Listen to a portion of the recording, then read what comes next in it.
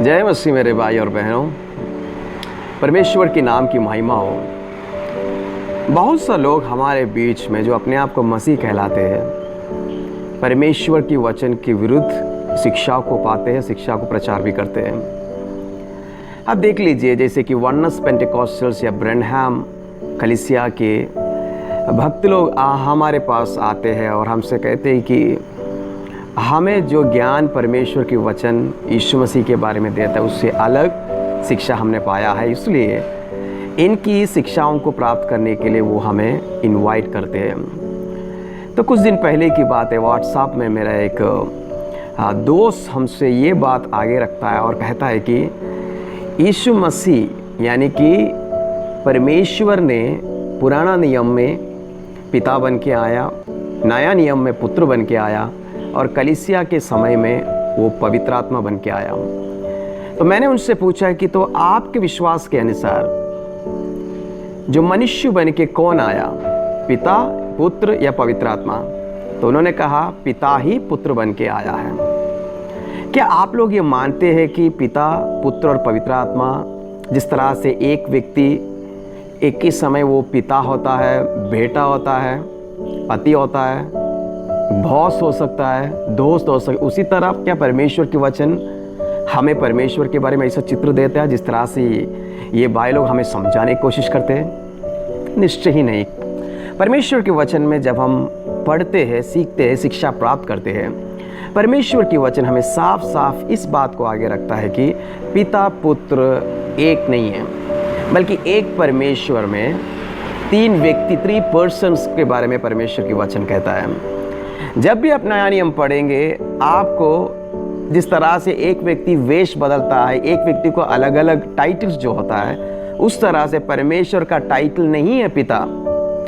क्योंकि अगर मैं पिता होता तो मैं किसी व्यक्ति का पिता हूं और मैं उसी समय किसी व्यक्ति का बेटा हो सकता हूं, लेकिन मैं अपना बाप या अपना पुत्र नहीं बन सकता। लेकिन परमेश्वर के वचन में देखते हैं पिता और पुत्र अलग अलग आइडेंटिटी है, और यीशु का पुत्र यीशु नहीं है बल्कि यीशु पिता का पुत्र है कहकर परमेश्वर का वचन हमें शिक्षा देता है।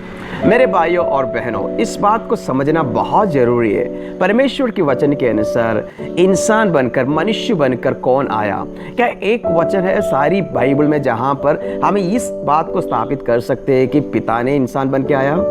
एक भी वचन नहीं है। मैं चैलेंज नहीं करता हूँ, लेकिन मैं पढ़ना चाहता हूँ, सीखना चाहता हूँ, और मैं उन भाइयों से ये पूछना भी चाहता हूँ कि क्या पूरे बाइबल में ऐसा कोई आयत है? तो आप लोग कमेंट बॉक्स में, कमेंट सेक्शन में डाल दीजिए। अब देखेंगे परमेश्वर के नजरिए से, परमेश्वर के दृष्टिकोण से, या परमेश्वर के दृष्टिकोण से कौन मनुष्य बन के आया। ये पहला यूहन्ना का पत्री 4 अध्याय उसका 2 आयत में इस तरह से लिखा गया है, परमेश्वर की आत्मा तुम इसी रीति से पहचान सकते हो कि जो कोई आत्मा मान लेती है कि यीशु मसीह शरीर में होकर आया है, वह परमेश्वर की ओर से है। बहुत लोगों को ये तकलीफ होता है कि ये विश्वास करने के लिए कि परमेश्वर मनुष्य बन के आया है, लेकिन यहाँ पर परमेश्वर की वचन कह रहा है कि यीशु मसीह शरीर में होकर आया है। यानी कि हमें इस बात को पवित्र शास्त्र बाइबल साफ साफ हमारे सामने भैया मुद्दा बना के रखता है कि यीशु मसीह ने मनुष्य बन के आया है। अब हम ये देखेंगे कि मनुष्य बन के कौन आया। पहला यूहन्ना 3 अध्याय उसका 8वां आयत में लिखा है, परमेश्वर का पुत्र इसलिए प्रकट हुआ कि शैतान के कामों को नाश करे। हालेलुया।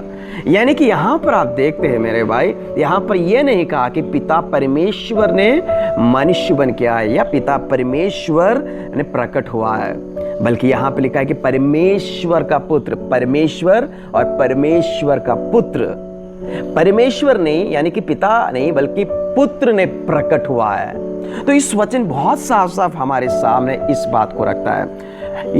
यीशु मसीह ने खुद इस बात को बहुत बार स्थापित किया है कि पिता परमेश्वर ने उसे भेजा है। क्या मैं अपने आप को भेज सकता हूं?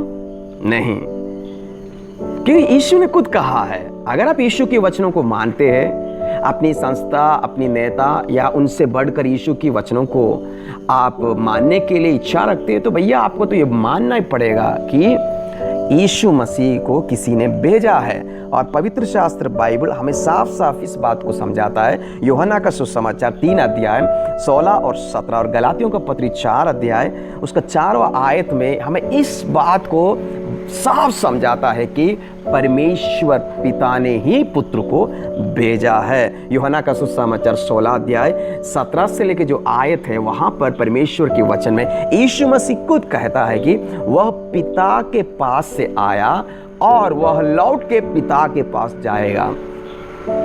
भैया हमको परमेश्वर ने अक्ल दिया है, सोचने के लिए हमारे पास बुद्धि है और समझने के लिए, समझाने के लिए पवित्र आत्मा का सहायक यानी कि उसकी मदद भी मिलेगा। लेकिन पढ़ने का और उस इच्छा के साथ जानने के लिए मन होना चाहिए कि भाई परमेश्वर जो सिखा रहा है उसे मुझे समझना है। लेकिन परमेश्वर के वचन इस बात को साफ साफ सिखाता है कि यूहन्ना का सुसमाचार 1 अध्याय 1 से लेकर 3 तक आयत में आदि में वचन था, वचन परमेश्वर के साथ था और वचन ही परमेश्वर था। यानी कि यूहन्ना के सुसमाचार में इस बात को साफ साफ किया जा रहा है कि आदि में वचन था और वचन परमेश्वर के साथ यानी कि पिता के साथ था। क्योंकि इस बात को यीशु मसीह ने बहुत बार इस बात को समझाने की कोशिश किया है और चेलों को बताया भी कि परमेश्वर यानी कि सारा सृष्टि का या दुनिया को बनाने से पहले ही पिता के साथ पुत्र को संगति था। और यहाँ पर हम देख रहे हैं कि वचन परमेश्वर के साथ और वचन परमेश्वर था और ये वचन देहधारी होकर हमारे बीच में आया। देखिए परमेश्वर नहीं आया बल्कि पुत्र परमेश्वर ने मनुष्य बनकर हमारे बीच में आया। तो मेरे भाई और बहनों, परमेश्वर के वचन के अनुसार ऐसी एक आयत भी नहीं है जहां पर कोई ये साबित कर सकता है कि पिता या पवित्र आत्मा मनुष्य बनकर इस दुनिया में प्रकट हुआ।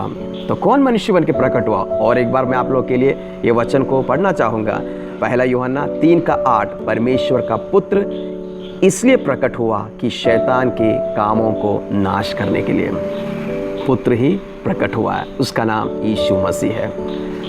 प्रिय भाइयों और बहनों, परमेश्वर में आप लोग शांति में और आशीष पाए, यही मेरा प्रार्थना है। सब्सक्राइब कीजिए ताकि आपको बहुत से अच्छे वीडियोस परमेश्वर की वचन की दृष्टिकोण से आपको समझाने का मौका मिले। मैं प्रार्थना करता हूं कि अमेजिंग ट्रूथ मिनिस्ट्रीज आपके जीवन में आशीष लाने के लिए है और ला रहा भी है। जय मसीह मेरे भाइयों।